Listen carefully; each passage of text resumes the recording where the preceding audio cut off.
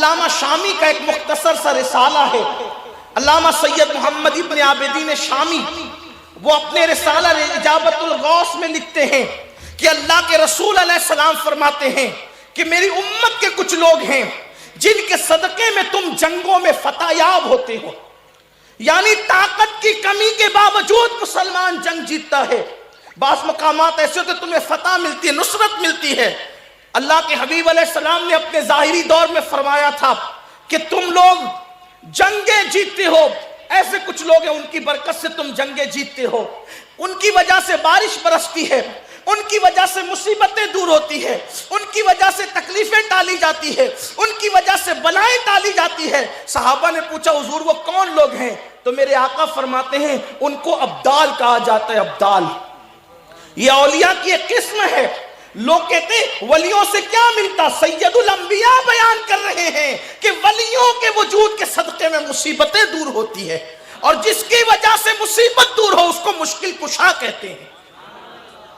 حدیث بتا رہی ہے کہ اللہ کے ولی مشکل کشا ہیں، اللہ کے اولیاء مشکل کشا ہیں، اور پھر ان کا ذکر حضور نے فرمایا ان کو ابدال کہتے ہیں، ابدال۔ اب یہاں سے مضمون شروع ہوتا ہے۔ پھر صحابہ نے پوچھا حضور یہ ابدال آدمی کیسے بنتا ہے؟ اس لیے کہ بنے گا تو ہم ہی میں سے انسان ہی ہوگا، وہ ابدال میں جو ہوگا اصل میں وہ بدل ہے، اس کی جمع کو ابدال کہتے ہیں۔ ان کو بدل اس لیے کہتے ہیں کہ ایک اگر کھسکتا ہے تو اس کی جگہ دوسرا لے لیتا ہے، دوسرا کھسکتا ہے اس کی جگہ تیسرا لے لیتا ہے۔ اور اولیاء کی بڑی تعداد ہوتی ہے، ہزاروں کی تعداد میں اولیاء ہوتے ہیں، لیکن ابدال صرف 40 ہوتے ہیں ہر دور میں، ان کی تعداد محدود ہے، یعنی یہ نشستیں محدود ہے۔ کتنا بڑا عہدہ ہے ابدال کا کہ یہ نشستیں محدود ہیں۔ اللہ اکبر، ہزاروں اولیاء ہوں گے، لاکھوں اولیاء ہوں گے، لیکن ابدال ان میں صرف 4۔ اور ان ابدال میں جو غوث ہوگا، جو پوری کائنات کے ولیوں کا سردار ہوگا ہر دور میں، وہ صرف ایک ہوگا۔ حالانکہ اسی کو قطب بھی کہتے ہیں، اسی کو قطب بھی کہتے ہیں، لیکن وہ ایک ہی ہوتا ہے ہر دور میں، مطلقاً جسے قطب کہتے ہیں وہ ایک ہوتا ہے۔ لیکن بعض لوگ شیخ محی الدین ابن عربی کہتے ہیں کہ اس کے اندر کچھ توسیع کرتے ہوئے جو شہر کا سب سے بڑا ولی ہوتا ہے اس کو بھی قطب کہہ دیتے ہیں، کچھ قید کے ساتھ۔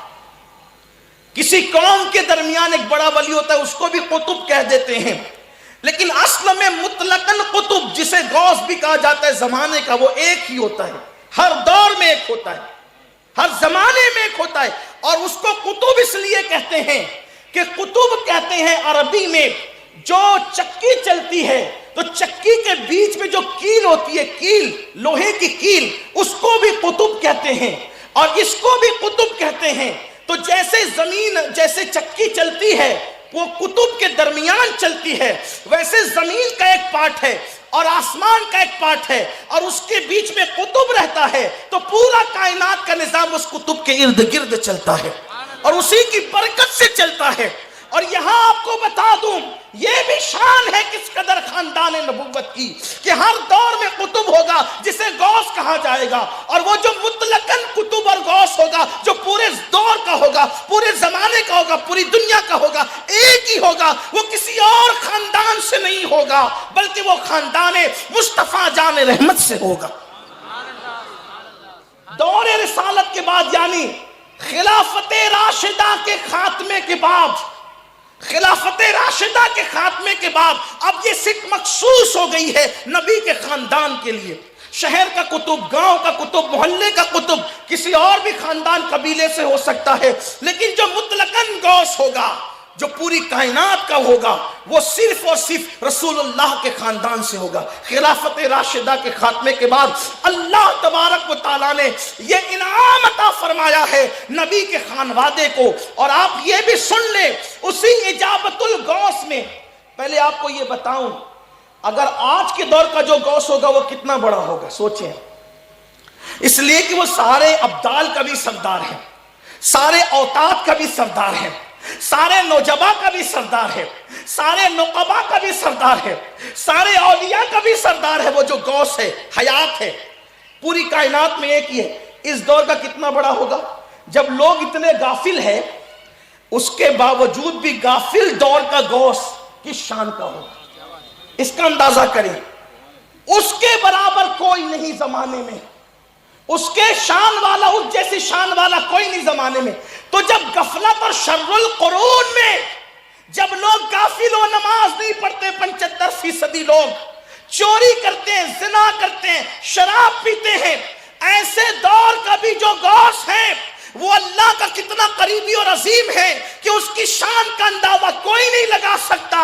تو آپ اندازہ کریں جب رسول اللہ ظاہری دور میں حیات ہوں گے، ظاہری حیات کے ساتھ میرے آقا ہوں گے، تو اس وقت صدیق اکبر، فاروق اعظم، عثمان غنی، مولا علی، سعد، سعید، طلحہ، زبیر کیسے اچھے اچھے سچے سچے لوگ تھے. اس دور کا جو غوث ہوگا اس کی شان کا اندازہ کون لگا سکتا ہے؟ کوئی لگا سکتا ہے؟ 5ویں صدی کا جو غوث تھا وہ ہمارے غوث پاک، ہم قادریوں کے پیر، وہ فرماتے مجھے کسی کی طرح نہ سمجھو اور میری طرح کسی کو نہ سمجھو، میں اللہ کے رازوں میں سے ایک راز بن کر کے آیا ہوں. 5ویں صدی کے غوث کی یہ شان ہے، تو جو رسول اللہ کے دور کا غوث ہوگا اس کی شان کیا ہوگی؟ اب آئیے حضور کے دور میں کون غوث تھا؟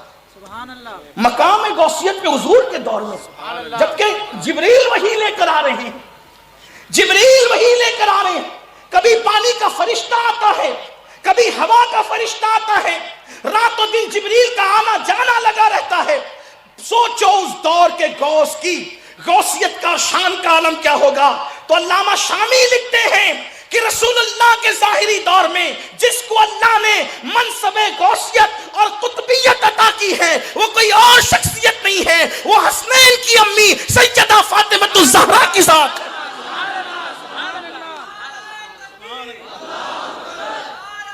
سب سے پہلے غوثیت کبریٰ کے مقام پر اس امت میں اللہ نے کسی کو فائز کیا تو وہ سیدہ طیبہ طاہرہ خاتون جنت کی ذات ہے، سیدہ فاطمہ کی ذات ہے.